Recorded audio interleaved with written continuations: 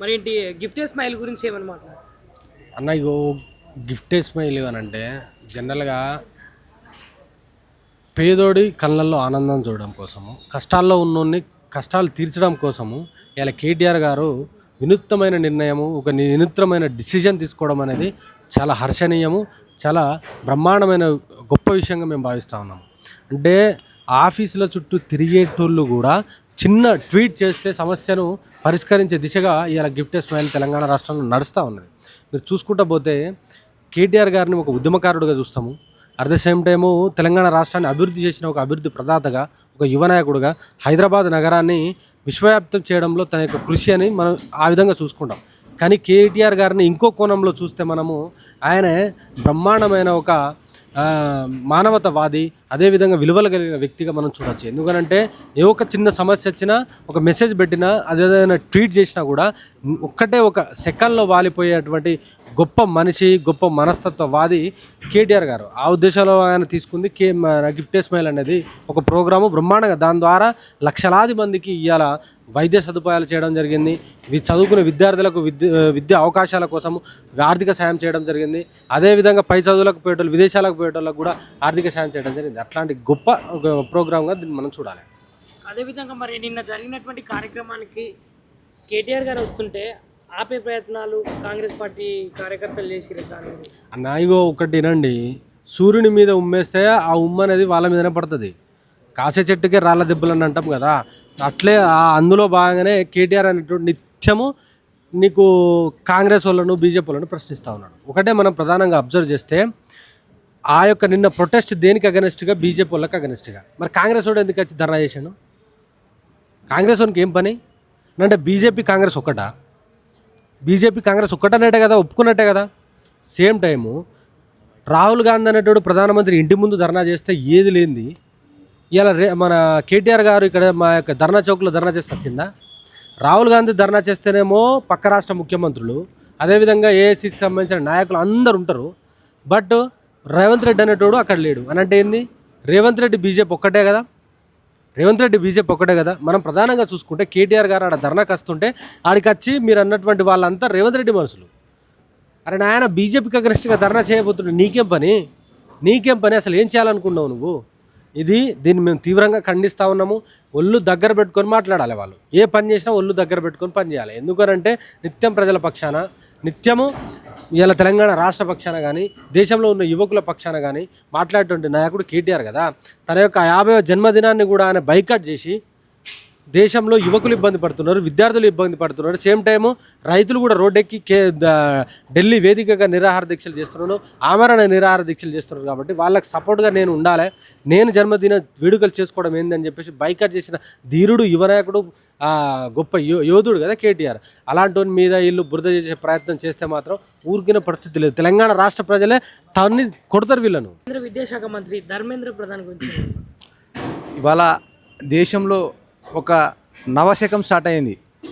ఇవాళ దేశంలో జరుగుతున్నటువంటి లీకేజీలకు సంబంధించి ఈరోజు మరి దేశ యువత, దేశ విద్యార్థులు, నిరుద్యోగులు అందరూ కూడా ఈ దేశంలో ఏదైనా ఎగ్జామ్ సంబంధించి నిర్వహించాలంటే అకౌంటబిలిటీ ఉండాలి, పారదర్శకత ఉండాలి అనే ఒక ఉద్దేశంతో ఇవాళ దేశ యువత, విద్యార్థులందరూ ఢిల్లీ నడిబొడ్డున జంతర్ మంతర్ దగ్గర ఇవాళ ధర్నా చేయడం వల్ల దాదాపు 25 రోజులు పట్టుబట్టి ఇవాళ కేంద్ర మంత్రి రాజీనామా చేయాలని పట్టుబడితే 25 రోజుల తర్వాత బీజేపీ ప్రభుత్వం ఇవాళ కేంద్ర మంత్రి ధర్మేంద్ర ప్రధాన్ రాజీనామా చేసినాడు. అంటే ఇవాళ నిజమే అని నిరూపితమైంది. వాళ్ళు చేసే తప్పులు, వాళ్ళు చేసే మోసాలు, వాళ్ళు చేసే వ్యాపారాలు అన్నీ కూడా ఈరోజు యువత బయట పెట్టినటువంటి నవ చరిత్ర ఈరోజు. అంటే ఈ రోజు నుంచి ఈ దేశంలో నవయుగం స్టార్ట్ అయింది. అందుకోసమనే కేటీఆర్ గారు కూడా నిన్న జరిగినటువంటి నిరసన కార్యక్రమంలో, ప్రొటెస్ట్ కార్యక్రమంలో మరి తన బర్త్డేని కూడా పక్కకు పెట్టి, ఎందుకంటే ఢిల్లీలో అంటే జరుగుతున్నటువంటి ఈ యొక్క తీవ్రమైన దాడులకు మరియు దాష్టికానికి నిరసనగా కేటీఆర్ గారి యొక్క జన్మదినాన్ని పక్కకు పెట్టి స్వచ్ఛందంగా కేటీఆర్ గారి నాయకత్వంలో జరిగినటువంటి నిరసన కార్యక్రమానికి ఈ రాష్ట్రంలో ఉన్నటువంటి నిరుద్యోగులు, విద్యార్థులందరూ కూడా స్వచ్ఛందంగా వచ్చి పెద్ద ఎత్తున వేల సంఖ్యలో వచ్చి మరి నిరసన తెలిపినారు. కేటీఆర్ గారు కూడా చాలా స్పష్టంగా చెప్పినారు, ఇది రాజకీయాలకు అతీతంగా, ఇది కేవలం విద్యార్థులు చేసినటువంటి కార్యక్రమానికే తప్ప మేము దీన్ని రాజకీయంగా వాడుకోదలుచుకోలేదని చాలా క్లియర్గా చెప్పినాడు. అంటే ఈ దేశంలో విద్యార్థుల యొక్క అంటే నవయుగం స్టార్ట్ అయ్యింది, కొత్త నాయకత్వం స్టార్ట్ అయింది. ఇవాళ ప్రజలు ఎన్నుకున్నటువంటి నాయకులు కాదు రాజకీయం చేసేది, కింద ఉన్నటువంటి వ్యవస్థలో ఉన్నటువంటి ప్రజలు చేయాలి, విద్యార్థులు చేయాలి అనేది ఒక స్పష్టమైన దిక్సూచిగా వెళ్ళడం జరిగింది. నిజంగా ఈ రాష్ట్ర ప్రభుత్వానికి కూడా సోయి ఉంటే ఇవాళ వాళ్ళు చేసినటువంటి కార్యక్రమాలకు యువతకు సంఘీభావం తెలపకుండా ఈ కాంగ్రెస్ ప్రభుత్వం, రాష్ట్ర ప్రభుత్వం కానీ అక్కడ ప్రతిపక్ష పార్టీ కానీ అంటే రాజకీయాల కోసం వాడుకున్నారే తప్ప యువతని ఇవాళ ఏం చేయలేదు వాళ్ళు. అందుకోసమని యువత నిరుద్యోగులు కూడా ఈ కాంగ్రెస్ పార్టీని నమ్మలేదు, ఈ బీజేపీ పార్టీని నమ్మలేదు. ఎందుకంటే వాళ్ళు తోడు దొంగలు. ఇవాళ రాహుల్ గాంధీ 20 రోజుల తర్వాత స్పందిస్తాడా అంటే దెబ్బలు తిని లాఠీ చార్జీలు జరిగితే కూడా స్పందించకుండా డైరెక్ట్ మోడీ ఇంటికాడ పోయి రాజకీయ డ్రామా చేసి అంటే క్రెడిట్ కొట్టుకోవడానికి పోయినాడే తప్ప దీన్ని ఏదో సాల్వ్ చేయాలని కాదు. అందుకోసమని ఈరోజు దేశంలో ఇవాళ సోనం వాంగ్చుక్ చేసినటువంటి మరి నిరాహార దీక్ష కూడా ఫలితంగా తర్వాత జెన్జీ యువత స్టార్ట్ అయింది ఈ దేశంలో. మరి ఎవరైనా సరే జెన్జీకి అంటే యువతరానికి తల వంచాల్సింది అనేది ఒక స్పష్టమైన ఇవాళ చారిత్రక తీర్పు వచ్చింది. ఇవాళ ఈ దేశ యువత పట్టుబడితే ఖచ్చితంగా ప్రభుత్వాన్ని కూడా పడగొట్టే పరిస్థితి ఉంటుంది. మరో నేపాల్, శ్రీలంకనో, బంగ్లాదేశ్లా కాకుండా మరి ఖచ్చితంగా ఏవైతే ప్రజలు కోరుకుంటున్నారో, ఏవైతే నిరుద్యోగులు కోరుకుంటున్నారో వాటి తరఫున పాలన అందించాల్సినటువంటి బాధ్యత కేంద్ర ప్రభుత్వానికి ఉంటుంది. అందుకోసమనే ఇప్పుడు కేంద్ర ప్రభుత్వానికి డిమాండ్ చేస్తూ ఉన్నాం, మీరైతే ఏవైతే హామీ 2 లక్షల అంటే ప్రతి సంవత్సరానికి 2 కోట్ల ఉద్యోగాలు ఇస్తామన్నారో ఖచ్చితంగా వాటిని ఇవ్వాల్సిందే. మరి అదేవిధంగా మొన్న నీట్ లీకేజ్ పేపర్లో దాదాపు ఈ దేశంలో 20 మంది చనిపోయినారు, వాళ్ళకు కూడా ఒక్కొక్కరికి ₹1 కోటి ఎక్స్గ్రేస్ ఇవ్వాలని ఈ సందర్భంగా డిమాండ్ చేస్తూ మరి ఈరోజు చరిత్రకమైన తీర్పు వచ్చిన సందర్భంగా ఈ దేశ యువతకు, ఈ దేశ విద్యార్థులకు, ఈ దేశ నిరుద్యోగులకు అందరూ కూడా మరి పేరున కూడా మా బీఆర్ఎస్ పార్టీ తరఫున శుభాకాంక్షలు తెలుపుతున్నాం. ఈ స్పిరిట్ కేటీఆర్ గారి నాయకత్వంలో కూడా రాష్ట్రంలో యువత కూడా ముందుకు కదలాలని ఈ సందర్భంగా తెలియజేస్తున్నాం. గిఫ్ట్ స్మైల్ గురించి ఏమన్నా? తెలంగాణ రాష్ట్రం ఆవిర్భావం దినోత్సవం నుంచి అంటే మనకు తెలంగాణ రాష్ట్రం ప్రారంభమై మన మంత్రివర్గం మనకు విస్తరించినాక ఎవ్రీ ఇయర్ తెలంగాణ భవన్లో కేసీఆర్ గారి పుట్టినరోజు మరియు BRS working president Shri Kalvakuntla Taraka Rama Rao garu పుట్టినరోజు June 2 అంటే మన తెలంగాణ రాష్ట్ర ఆవిర్భావ దినం ఎప్పుడు ఇక్కడ ఘనంగా మనం జరుపుకుంటాం. కానీ రామారావు గారి బర్త్డేకి సందర్భంగా మనకు ఒక స్పెషల్ ఏంటంటే గిఫ్ట్ స్మైల్ అంటే మనం అందరికీ గిఫ్ట్స్ ఇస్తాం, కానీ చిరునవ్వునే అందిస్తున్నారు బహుమతిగా అని అంటే చిరునవ్వు ఎప్పుడు వస్తుంది? కష్టాలు తొలగిపోతాయి. అలాగే వేలాది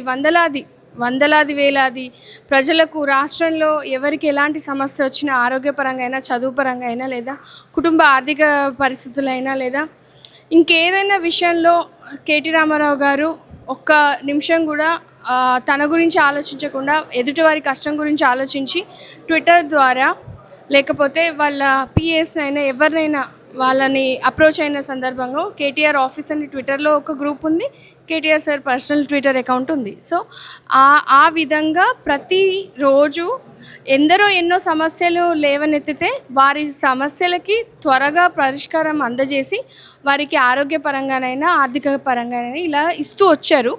ఈ సంవత్సరం అంటే 2026 సంవత్సరం కూడా వెరీ స్పెషల్. ఇంతకుముందే మనం ఒక ఏవి చూసాము, తమ్ముడు రాజేష్ అది ఏవిని లాంచ్ చేయించారు ప్రముఖులతోటి. అయితే ఇప్పుడు ఆ అబ్బాయి ఎందుకు ముందుకు వచ్చాడంటే ఆ అబ్బాయికి కూడా వాళ్ళ అమ్మ ఆరోగ్యం బాగాలేదంట. ఆ అమ్మ ఆరోగ్యం బాగాలేనప్పుడు సార్కి ట్వీట్ చేస్తే సార్ హెల్ప్ చేశారు. సో సార్ హెల్ప్ చేసిన వాళ్ళందరినీ ఇన్ఫర్మేషన్ కలెక్ట్ చేసుకొని మళ్ళీ ఆ ఏవిని ప్రదర్శించారు. ఎందుకంటే చెప్పుకుంటే 4 రోజులైతే ఉండిపోతుంది, అది ఒక ఏవి ద్వారా చూపిస్తే ఇంకెందరికో ఆ విషయాన్ని అందజేయగలుగుతాము. ఇంకెవరికైనా ఎలాంటి సమస్యలు వచ్చినా మళ్ళీ కేటీఆర్ గారు గుర్తొస్తారు. సో నిన్న చేసినటువంటి జెన్జీ ఏదైతే ఇందిరా పార్క్లో సార్ బర్త్డే కూడా చేసుకోకుండా పోరాటం చేసి దాని గురించి ఏమన్నమాట? ఫస్ట్లో జెన్జీ అంటే ఒక మిక్స్డ్ ఒపీనియన్ ఉండే నాకు, పిల్లలు ఆవేశపరులు, వాళ్ళకి వాస్తవాలు తెలియట్లేదు అని. కానీ మన ఢిల్లీలో లేవనెత్తిన జనతా కాక్రోచ్ పార్టీ అధ్యక్షుడు తను స్వయంగా వచ్చాడు. మన సోను వాంగ్చుక్ ఆయన కూడా నిరాహార దీక్ష చేస్తున్నారు. అసలు ఎందుకు చేస్తున్నారు? ఎందుకంటే విద్య అన్నది మనకు దైవంతో సమానం మన దేశంలో. అలాంటిది నీట్ పరీక్ష పదే క్వశ్చన్ పేపర్ లీక్ అవ్వడం అంటే it is more than A crime.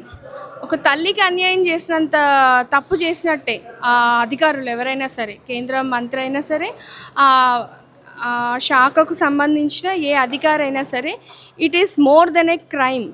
కానీ యువత అన్నది ఫస్ట్ ఏంటంటే వాళ్ళకు జరిగిన అన్యాయాన్ని వాళ్ళు వాయిస్ రేస్ చేశాక వాళ్ళు రెబెల్ అయ్యాక now they are still fighting. ఎవరి కోసం ప్రాణాలు వాళ్ళు అంత పణంగా పెట్టి పోరాడుతున్నారు? కమింగ్ జనరేషన్స్ కోసం. అంటే వాళ్ళని వాళ్ళు రిస్క్ తీసుకోకుండా, అంటే ప్రతి పిల్లలు పుట్టిన 3 yearsకే జాయిన్ చేస్తున్నారు కిండర్ గార్డెన్లో, ప్లే స్కూల్ అని జాయిన్ చేస్తున్నారు తల్లిదండ్రులు. చదివిపించి వాళ్ళు ప్రయోజకులు అవుతారు, డాక్టర్ అవుతారు అని అంటే మన దేశంలో డాక్టర్ని దైవంతో సమానంగా చూస్తాం. అలాంటి పరిస్థితుల్లో నీట్ పరీక్ష అది ప్రతిసారి, అంటే ఒకసారి 2 సార్లు కాదు, it is becoming a habit. There must be an end. So this revolution has to bring a solution in the country. The government of BJP and all other people, higher officials who are involved in this particular thing, they have to correct their mistake and they have to do equal justice to the NEET candidates. And also next time this mistake shouldn't be repeated. ఇలా జరిగితే, అంటే ఒక చిన్న example చెప్తాను నేను. ఏదైనా ఆర్గనైజేషన్లోనే ఎక్కడైనా మీరు ఉద్యోగం చేస్తే కనీసం కిరాణా కొట్లో అతను సరుకులు అందించే టైంలో ఏదైనా లెక్కలో తేడా వస్తేనే, ఏంద్రా ఇట్లా 4-5 ఉండే 3 కనిపిస్తానే 2 ఏడా పోయినాయి అని ఆ షావుకారు అడుగుతాడు. అప్పుడు వాడు తప్పు చేసిండంటే వాడిని బర్తరఫ్ చేసేస్తారు జాబ్ నుంచి. అలాంటప్పుడు నీట్ పరీక్ష పదే క్వశ్చన్ పేపర్ లీక్ అవుతున్నప్పుడు అది సమంజసంగా ఆయన రిజైన్ చేయాలి. మిస్టేక్ని రెక్టిఫై చేసుకునేంత ఇది కూడా లేదు. ఎందుకంటే the situation is out of hands. దారుణంగా కొడుతున్నారు, లాఠీ చార్జ్, తూటాలు ఫేస్ చేస్తున్నారు, వాళ్ళకి పెటల్స్ తగులుతున్నాయి, మళ్ళీ వాటర్ టియర్ గ్యాస్ అంతా వదులుతున్నారంటే తెలంగాణ యాజిటేషన్ ఏ విధంగా ఎంత ఉర్రెత్తులో నింగికి ఎగిసిందో, మళ్ళీ జెన్జీ పిల్లలందరూ ఎవరి కోసం వాళ్ళు చేయట్లేదు, కమింగ్ జనరేషన్ కోసం చేస్తున్నారు. అంటే నా కోసం అని కాదు, వాళ్ళందరి కోసం చేస్తున్నారు. ఇప్పుడు బాంబే కూడా చేరింది. నిన్న కేటీఆర్ గారి బర్త్డేని కూడా ఆయన మానుకొని పిల్లల కోసం, అంటే స్టూడెంట్స్ కోసం వాళ్ళు ముందుకు వచ్చి ధర్నాలో పార్టిసిపేట్ అయ్యారు హైదరాబాద్ మన రాష్ట్రం నుంచి. ఇలా మన విజయ్ గారు కూడా వచ్చారు, సీఎం విజయ్.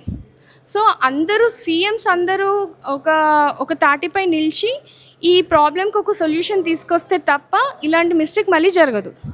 ఇప్పుడు నువ్వు గొప్ప నేను గొప్ప అని కాదు, కాంగ్రెస్ గొప్పనా బీజేపీ గొప్పనా ఇంకే పార్టీ గొప్పనా అని కాదు. ఇది ఏ ప్రభుత్వంలోనైనా ఇలాంటి తప్పు మళ్ళీ జరగొద్దు. There must be a permanent solution. ఇంకోసారి ఎలాంటి పరీక్ష అయినా పేపర్ లీక్ అవ్వద్దు.